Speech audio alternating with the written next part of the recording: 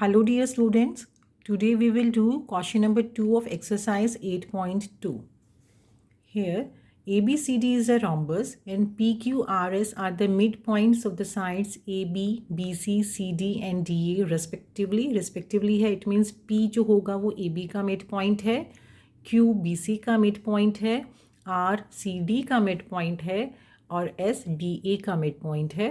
Show that हमें show करना है कि quadrilateral PQRS is a rectangle. PQRS जो रोम्बस की साइड्स के मिड पॉइंट को ज्वाइन करने से हमारे पास फिगर आई है वो एक रेक्टेंगल है.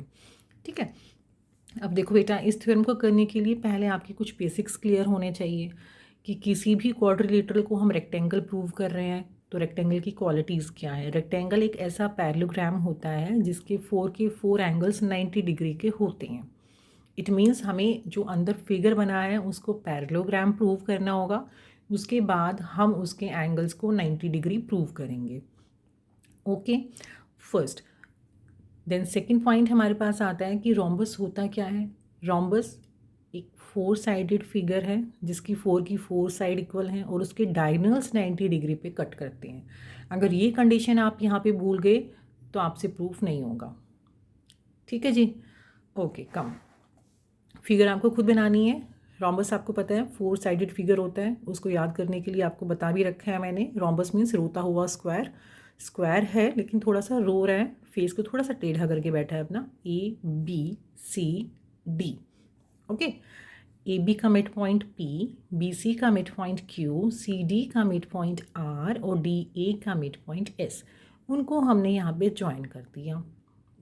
डायगोनल्स को हम डॉटेड लाइन से कर लेते हैं और फिर हमने क्या किया, एक मिड वाले एंगल को, मिड वाला एंगल मीन्स जो रोम्बस के डायगोनल्स जहाँ पे इंटरसेक्ट कर रहे हैं उसको हमने बॉक्स शेप का बना लिया यहाँ पर, क्योंकि वो क्या है 90 डिग्री का है. Okay, given ABCD is a rhombus. ABCD एक रोम्बस है and PQRS are the mid point of the sides AB, BC, CD and DA respectively.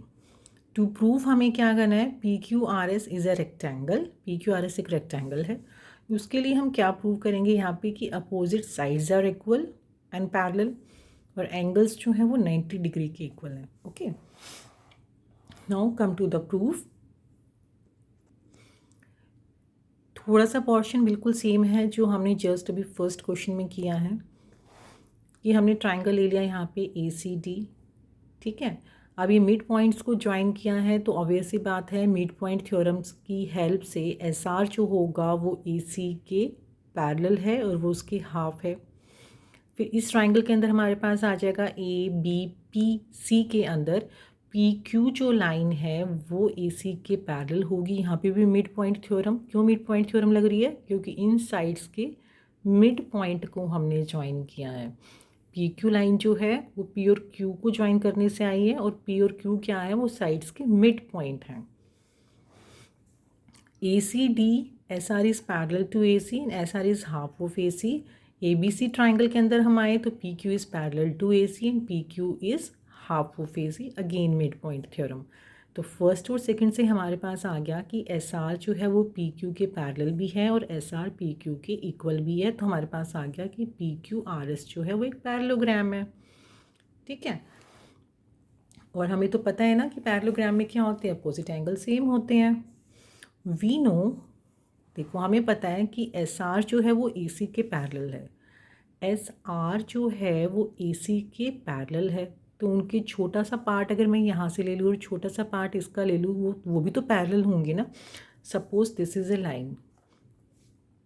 ठीक है, and I have drawn another line. अगर मैं इनके पार्ट्स ले लूँ, क्या इसका हाफ पोर्शन यहाँ से ले लूँ, हाफ ले लो या कुछ भी ले लो, एक छोटा सा सेगमेंट यहाँ से लिया, छोटा सा सेगमेंट मैंने ऑरेंज कलर का लिया, तो क्या वो पैरेलल नहीं होंगी, वो भी होंगी क्योंकि उनके पार्ट्स हमने उठाए हैं यहाँ से. ठीक है, तो अगर SR AC के पैरेलल है तो ER जो होगा वो भी तो FG के पैरेलल होगा.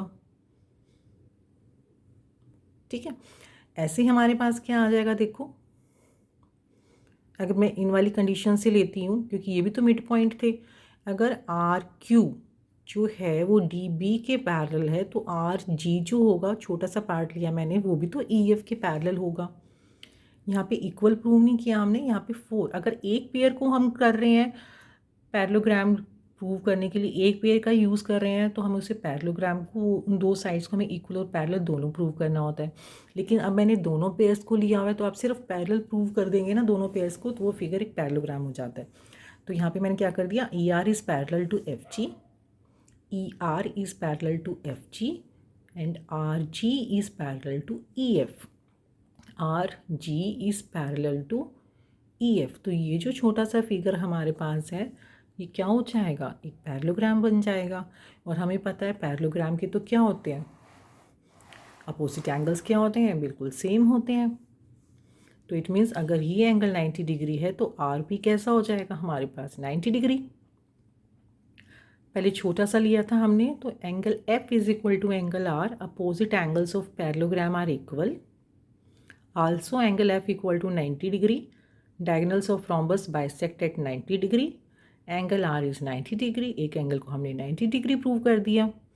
ठीक है, it implies P Q R S is a rectangle, क्योंकि एक ऐसा पैरेललोग्राम जिसका एक एंगल 90 डिग्री है, तो इट मीन्स उसके सारे एंगल्स 90 डिग्री होते हैं। ठीक है, अब वो चीज़ देख लो, इसको हम शो नहीं करेंगे यहाँ पे। अगर एक एंगल 90 डिग्री है तो सारे कैसे 90 डिग्री होगी वो बता देते हैं आपको। पैरेललोग्राम है, अपोजिट एंगल सेम होते हैं, ये 90 डिग्री है तो ऑब्वियस सी बात है पी भी 90 डिग्री हो जाएगा। हो गया यहाँ से। अब हमें ये पता है कि ये जो फिगर था ना बेटा हमारे पास पी क्यू आर एस, ये एक पैरेललोग्राम था।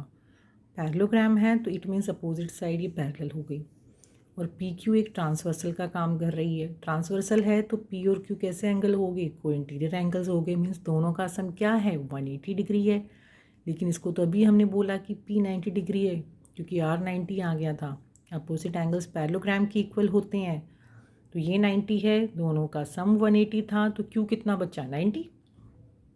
अब क्यू और एस कैसे एंगल्स हैं, अपोजिट एंगल्स, तो एस कैसा हो गया, 90। तो हमने ऐसा पैरेललोग्राम में एक एंगल को 90 प्रूव कर दो, तो वो फिगर क्या हो गया हमारे पास, रेक्टेंगल। होप सबको समझ आ गया होगा। Thank you for watching, God bless you all.